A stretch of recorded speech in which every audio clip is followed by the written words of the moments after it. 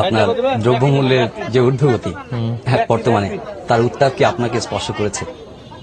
কিছু তো ডেফিনেটলি করেছে। বাসায় গেলে স্ত্রী তো বলে যে আচ্ছা এটার দাম বেড়ে চলে গেল।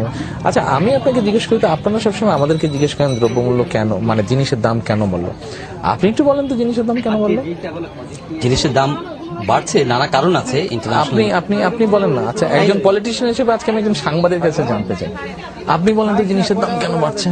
উৎপাদনের সমস্যা আছে, পরিবহনের সমস্যা আছে, আন্তর্জাতিকভাবে পণ্যের মূল্য বেড়ে যাচ্ছে, ইন্টারন্যাশনাল অয়েল প্রাইস বাড়ছে, নানা কারণ এটার সঙ্গে জড়িত আছে। আর কি কারণ? বাজারজাতকরণের সমস্যা আছে।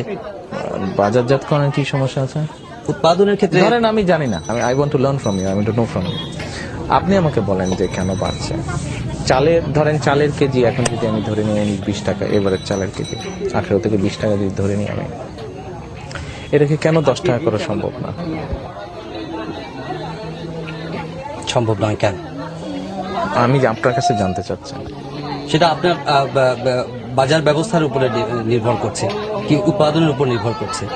কিন্তু 10 টাকা না, 10 টাকা ধরেন আপনার ইন্টারভিউ আমি নিচ্ছি, 10 টাকা কেজি কেন দেওয়া সম্ভব না? দেওয়া কি সম্ভব?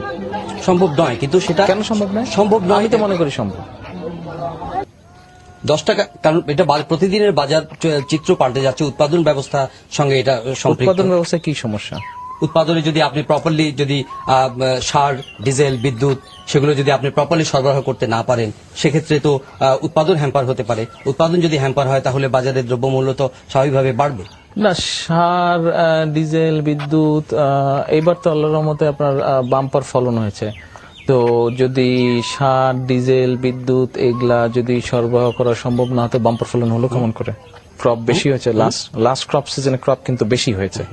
এক্সপেক্টেড যেটা গ্রোথ ছিল বা এক্সপেকটেশন যেটা ছিল আল্লাহর মতে তার থেকে বেশি হয়েছে। আমরা তো বলছি যে আপনার একটা রিজনেবল একটা প্রাইস, সেটা আপনি what is the reasonable price then for a KG, for 1 KG rice যেটা নর্মালি মানুষ খায়,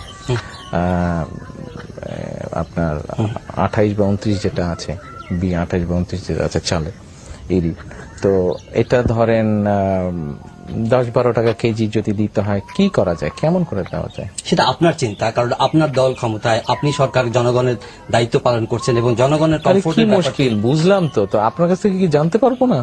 আপনার কাছ থেকে একটা জিনিস জানলে আমি গিয়ে আমার দলকে বলতে পারি, আমার দল ওটা নিয়ে চিন্তা করে, হতে পারে আপনি যদি বুদ্ধিটা বাতলে দিতে পারেন, এটা করলে দেশের মানুষ উপকৃত হবে। না, আমি তো রাজনীতিবিদ নই। রাজনীতিবিদ না, তাহলে দেশ নিয়ে তো চিন্তা করেন। রাজনীতিবিদ হলেই কি দেশ নিয়ে চিন্তা করতে হবে? সরকার তো আমি পরিচালনা করছি। ডাজন্ট ম্যাটার, সরকার আপনি পরিচালনা